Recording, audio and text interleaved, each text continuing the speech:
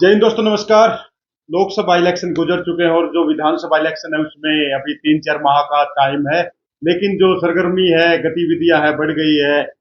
और उसी कड़ी में आज हमारे साथ मास्टर देशराज प्रजापति हैं, जिन्होंने अभी अभी बीएसपी से लोकसभा इलेक्शन लड़ा था। कैसा उनका एक्सपीरियंस रहा? मास्टर जी नमस्कार। नमस्कार सर, नमस्कार आपको और आपके दर्शकों को मेरी राम राम शुभकामनाएं। क्या कहेंगे, लोकसभा इलेक्शन का एक्सपीरियंस कैसा रहा?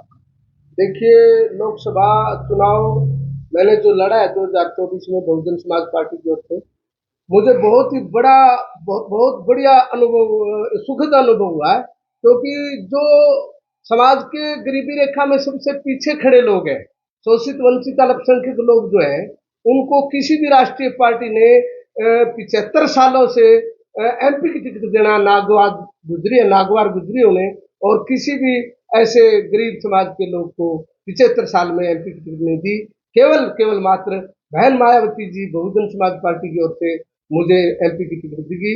और जिसकी बदौलत हमने बहुत बढ़िया प्रयासों से, मैडम ने भी 40 महिलाओं के साथ डोर टू डोर कैंपेन चलाया और मैंने भी गांव गांव में कैंपेन चलाया, जिसकी बदौलत हम 27,000 के करीब वोट ले गए और वो हरा के हम तीसरे नंबर की पोजीशन प्राप्त कर पाए। ये हमारी बहुत बड़ी उपलब्धि है। लेकिन मास्टर जी, जो बीएसपी का जो एक बेस वोट माना जाता है, क्या आपको मिला?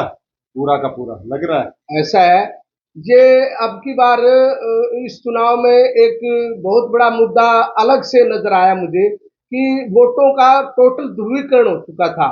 या तो मोदी सरकार को गिराने में लोगों का विश्वास था या जिताने में विश्वास था।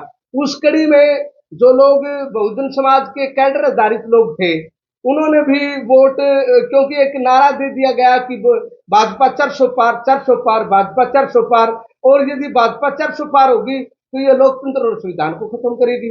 इस बात को जो बहुजन समाज का जो कैडर आधारित वोट था, वो भी इस बात पर बरगलाया गया कि कभी भाजपा आ जाए और 400 पार सीटें ले जाए तो ये संविधान और लोकतंत्र को खत्म कर देगी। इसलिए उन्होंने बीजेपी को हराने के चक्कर में, संविधान बचाने के चक्कर में और उसको जो है कांग्रेस को वोट देंगे। जबकि बीजेपी को हराने से संविधान और लोकतंत्र नहीं बच सकता, केवल संविधान और लोकतंत्र बच सकता था बीएसपी को जिताने से। वो तो ठीक है मास्टर जी, लेकिन अभी विधानसभा इलेक्शन नजदीक है बिल्कुल, तो लोग इस बार क्या सोचते हैं, क्या लग रहा है? देखिए, एक राष्ट्रीय स्तर के मुद्दे अलग होते हैं और राष्ट्रीय स्तर का नेतृत्व चेहरा भी अलग होता है। लेकिन यहाँ हरियाणा में प्रादेशिक स्तर के मुद्दे होंगे और प्रादेशिक स्तर के नेता होंगे, तो मुझे नहीं लगता कि वो ध्रुवीकरण वाली बात हरियाणा में हो। क्योंकि यह तीसरा विकल्प भी देखा जा रहा है। बड़ी अच्छी उम्मीद है लोगों को कि भाई कांग्रेस और बीजेपी, क्योंकि कांग्रेस बीजेपी ने लूटा, भ्रष्टाचार और जो है ना, किसान मजदूर छात्र नौजवान कर्मचारी किसी भी वर्ग को सुविधाएं नहीं दे पाई और आज जनमानस इसके खिलाफ होकर इसको बदलने के मूड में है और कांग्रेस उसका विकल्प नहीं बन पा रही। गठबंधन हुआ अभी आपका इनेलो के साथ? जी सर, जी क्या सर, लग रहा है?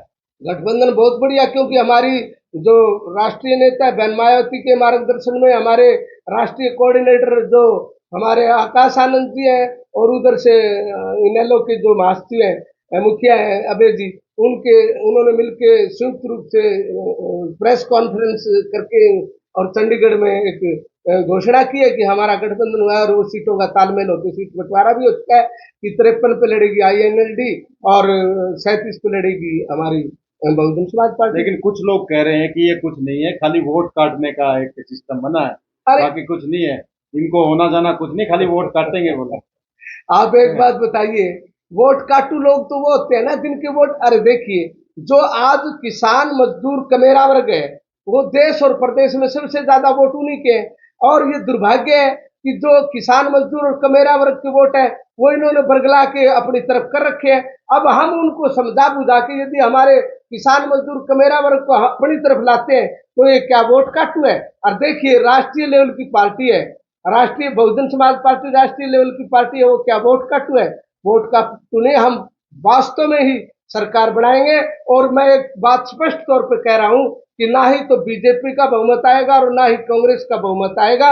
उस स्थिति में जो हम 15-20 जो बीच के निर्दलीय और छोटी पार्टियों के जो तीसरे मोर्चे के लोग आएंगे वो सरकार बनाने में सक्षम होंगे। मास्टर जी, आपने राष्ट्रीय लेवल की बात की, बीएसपी राष्ट्रीय लेवल पार्टी है, लेकिन इस इलेक्शन में यूपी में इतना जो उसका प्रदर्शन है संतोषजनक नहीं रहा। देखिए, मैं कह चुका हूं कि अनेक कारण है यूपी के अंदर, क्योंकि कई बार राज्य की परिस्थितियों के अनुसार वहां ऐसी परिस्थितियां बढ़ जाती है कि वहां सीएम के दावेदार होते हैं। मान लीजिए यूपी के अंदर सीएम का दावेदार अखिलेश भी है और बहन मायावती भी है और कांग्रेस भी है, वहां 4 पार्टियां हो चुकी। तो ऐसे ऐसे में ऐसी परिस्थितियां पैदा होगी कि बहन मायावती को अखिलेश यादव ने, सपा पार्टी ने बहन अखिलेश सपा पार्टी ने मायावती जी को जो है ना गठबंधन में शामिल नहीं होने दिया, क्योंकि उन्हें इस बात का बड़ा वो था कि यदि मायावती गठबंधन में शामिल होगी तो कभी तुझे ना खा जाए, यानी ये इतनी सक्षम ना हो जाए कि अगली सीएम यही बन जाए, इसलिए उन्होंने दूर रखा है गठबंधन से, उनको आने नहीं दिया। ये अखिलेश और राहुल और इनकी मिली भगत थी कि मायावती को ये के प्रकार ने दूर रखा जाए, और जब ये गठबंधन में होगी नहीं तो इसका वोट बैंक हम खा जाएंगे।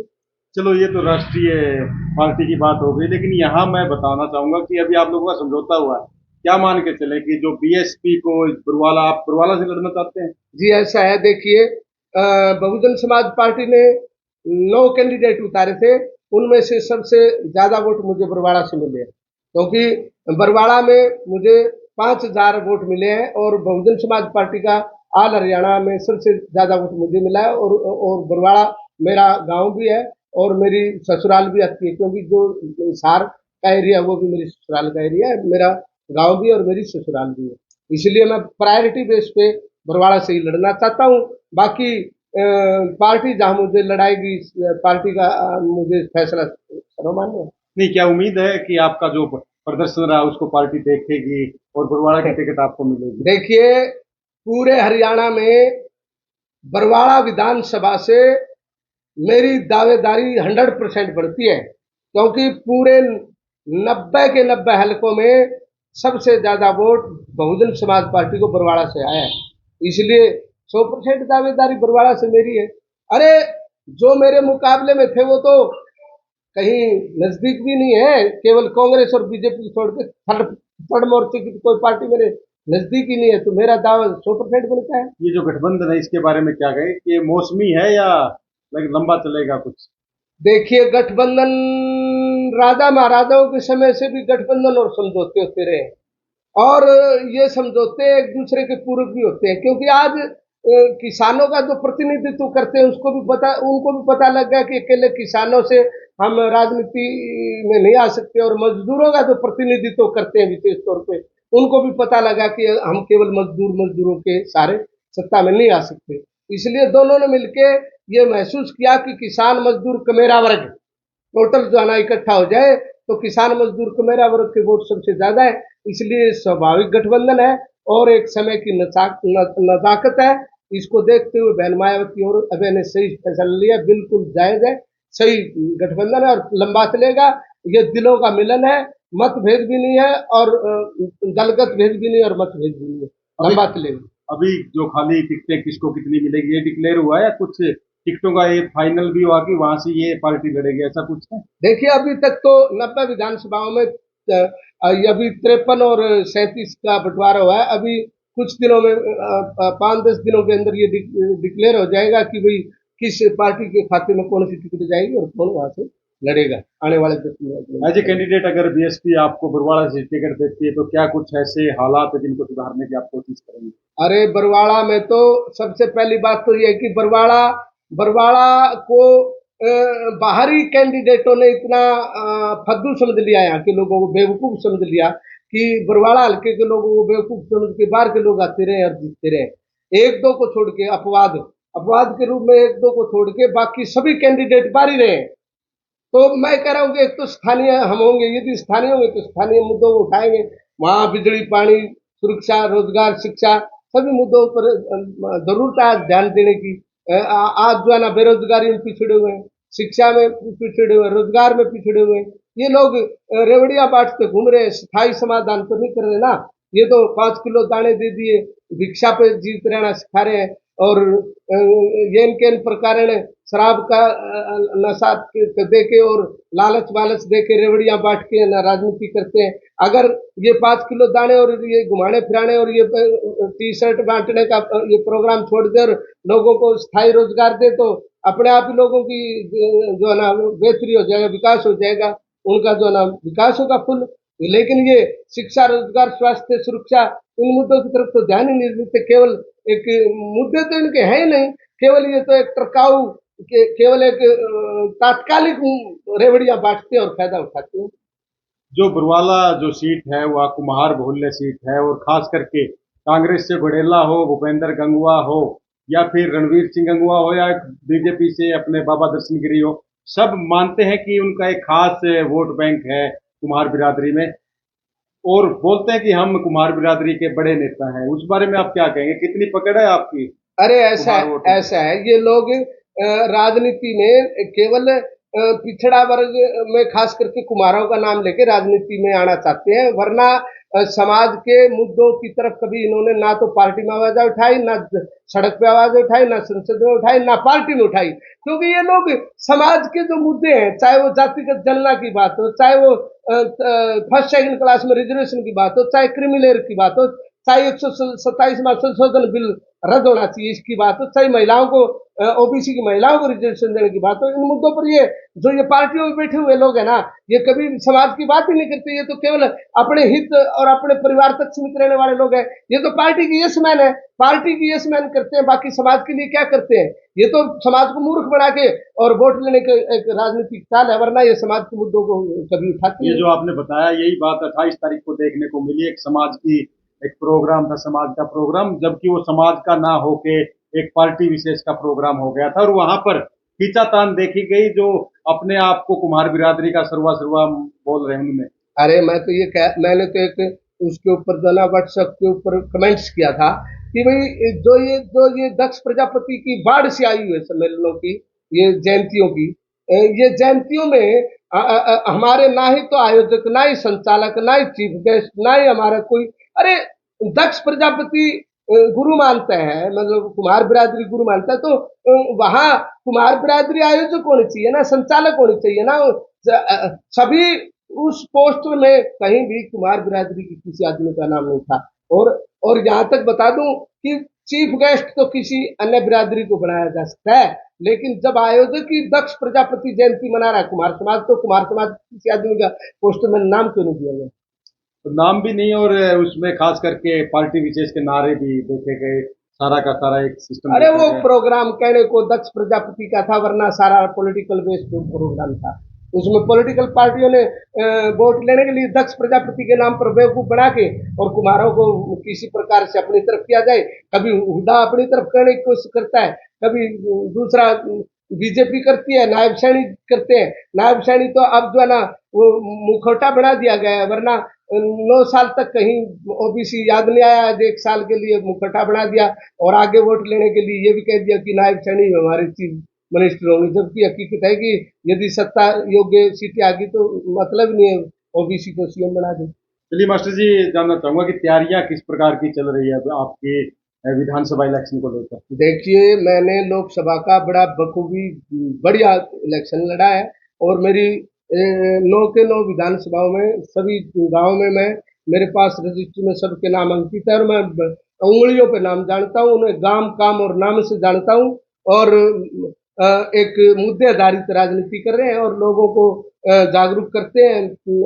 रोजाना मैं कहीं ना कहीं, आज जैसे हिसार आया हूँ, कहीं कभी किसी गांव में, कभी किसी गांव में मीटिंगें ले रहे हैं, उनको जागरूक कर रहे हैं, उनको बता रहे हैं कि देखिए भाई, आप लोग है ना बीजेपी और कांग्रेस की ये मकड़ जाल में मत फंसिए, टकरू में मत फंसिए। ये बरगलाएंगे, झूठे वायदे, झूठे घोषणाएं हैं, झूठे इनका मैनिफेस्टो है, झूठे नारे ला रहे हैं।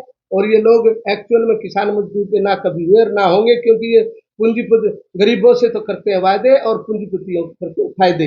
इसलिए दोनों पार्टियां नकारो और बहुजन समाज पार्टी जो हमारा परिवार है, हमारे गरीब लोग हक को तो क्या मान के चले मास्टर जी, आपकी मेहनत रंग लाएगी और जो बीएसपी का कैडर बेस वोट है इस बार दिखा देगा अपनी अरे ताकत? अरे भाई साहब, मैं तो ये कह रहा हूँ कि मेरी मेहनत तो रंग ला चुकी है, क्योंकि जब आंधी और तूफान था, ये 2024 का लोकसभा चुनाव आंधी और तूफान था ना, आंधी और तूफान में हमने 27,000 तिनके बटोर दिए और ऐसी विपरीत परिस्थितियों में हमने जो ना तीसरी पोजीशन हासिल की है।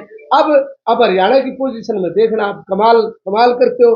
अरे हमारे पास किसान मजदूर मेरे लोगों को समझाने के लिए मुद्दे हैं, करने के लिए काम फील्ड में किया 40 सालों से।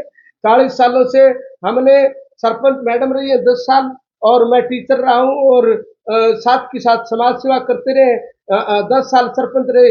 इर्द गिर्द बरवाड़ा के इर्द गिर्द हमने सैकड़ों काम किसान मजदूर छात्र नौजवान कर्मचारी महिलाएं और विशेषकर गरीबी रेखा में सबसे पीछे खड़े रहने वाले आदमी को हक को न्याय और सम्मान और उनको हिस्सेदारी दिलवाने का काम किया है। और अब बहुत बढ़िया रिजल्ट होगा, लोगों को बड़ी आशा से उम्मीदों से मेरी तरफ देख रहे हैं, पार्टी की ओर देख रहे हैं कि ये एक ऐसा आदमी है जो कहता है वही करता है, और जो आदमी इस बात के लिए नहीं है कि हम केवल एमएलए एमपी बनने के लिए चल रहे हैं, हम व्यवस्था परिवर्तन करने के पक्षधर हैं। यदि मैं चाहता तो 40 साल पहले इन बीजेपी और कांग्रेस बुर्जुआ पार्टियों में जाके एमएलए बन सकता था, लेकिन इनकी विचारधारा मुझे रात को नींद भी नहीं आएगी। यदि इन पार्टियों में मैं चला भी जाऊं तो रात को मुझे नींद नहीं आएगी, इसलिए मैं अम्बेडकरवादी और मेरी विचारधारा प्रोग्रेसिव है, इसलिए मैं इसी पार्टी में रहते हुए इसी पार्टी की जीतने को जीत के दिखाऊंगा। तो मान के चलें कि इस बार इलेक्शन में कुछ फेरबदल करेगी बीएसपी? देखिए, हाँ, ये सही बात है कि बीएसपी ने जो राष्ट्रीय मुद्दे हैं या उनका एक समझौता करने का रुख है, मिलके चलने का रुख है, छोटी पार्टियों को साथ लेके चलने का रुख है, उसमें बदलाव हुआ है। और बहुजन समाज पार्टी का कार्यकर्ता भूखा रह के भी चने चाप के भी काम करने के लिए तैयार है, और वो फील्ड में कोई लंबी चौड़ी गाड़ी या सुख सुविधाओं की परवाह किए बगैर और भूगड़े चाप के भी काम करने का बड़ा जज्बा है उनके अंदर, और संगठन है। गांव गांव जाएंगे, सबको जागरूक करके हम जीत के दिखाएंगे। आपने बताया मैडम 10 साल सरपंच रहे हैं, तो एक सवाल मैडम के लिए। मैडम, क्या मान के चलें कि तैयारियां पूरी हैं और आप पूरा साथ देने के लिए तैयार हैं? हाँ जी, बहुत बढ़िया तैयारियां चलती है। गांव के लोग भी बहुत सहयोग कर रहे हैं और कह रहे हैं आके मास्टर जी इलेक्शन लड़ो, हम आपके साथ हैं। और आप पूरी तरह तैयार हैं? हाँ जी, मैं तो पहले भी तैयार थी। हम कम से कम कई बार तो 50 लेडीज हो जाएगा थी। अच्छा। हमारी बड़ी गाड़ियां 3-3, 4-4, और छोटी गाड़ियां कम करके 5-6 गाड़ियां इकट्ठी चला करती हमारी लेडीजों की, और गाँव से भी सहयोग मिला करता। चलो फिर भी बढ़िया वोट आए हमारे, बहुत बढ़िया है। तो क्या मान के चलें कि जो महिलाएं हैं इस बार बीएसपी को वोट देंगे, आप लोग हाँ करेंगे जी, मेहनत उस हाँ तरह जी, पहले से बहुत ज्यादा सहयोग मिलता है गाँव में भी। गाँव में जाते हैं हम, कई गाँव में गए भी हैं, तो राउंड लगाया है, तो बहुत बढ़िया सहयोग मिल रहा है। आप क्या कहते हैं मास्टर जी को कि आप इलेक्शन लड़ो, या आप बोलते हैं कि नहीं रहने दो, अभी लोकसभा लड़ दिया है? और आपका क्या रुख रहता है? हमारा, हाँ। हाँ जी, लड़ेंगे आगे।